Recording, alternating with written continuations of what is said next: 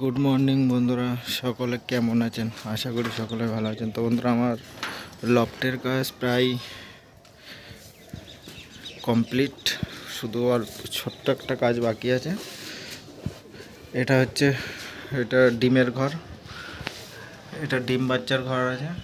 মানে ছোট এরিয়ার মধ্যে করা, তো ছোটোর মধ্যে করা, মোটামুটি সব ঘরগুলো একটু ছোট ছোট হয়েছে, তবুও চালিয়ে নেওয়ার মতো। এটা হয়েছে ডিমের ঘর।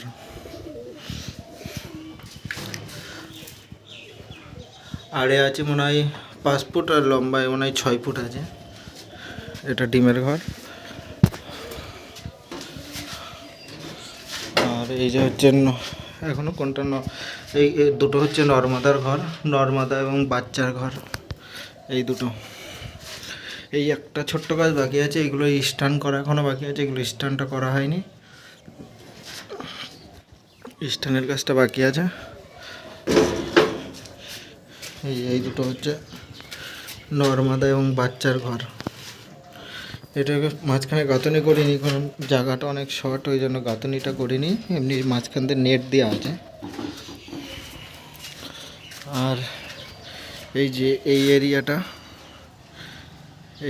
এখান থেকে এটা পুরোটাই জাল ঘর হবে। জাল ঘরের কাজটা কিছুদিন পরে করব।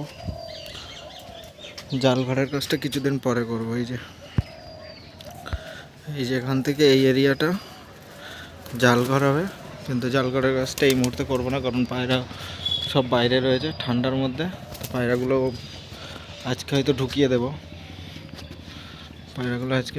এই জন্য জাল ঘরের কাজটা পরে করব। এই যে মোটামুটি নিজেরাই করেছি সব, দাদা ভাই বন্ধুরা মিলে এই সব কাজে হেল্প করেছে। তো সবাই মিলে ঘরটা করলাম। কেমন হয়েছে ছোটোখাটোর মধ্যে, কেমন লাগলো ঘরটা, অবশ্যই একটু কমেন্ট করে জানাবে। এই গরিবের কুড়ে ঘর কেমন হয়েছে কমেন্ট করে জানাবে একটু।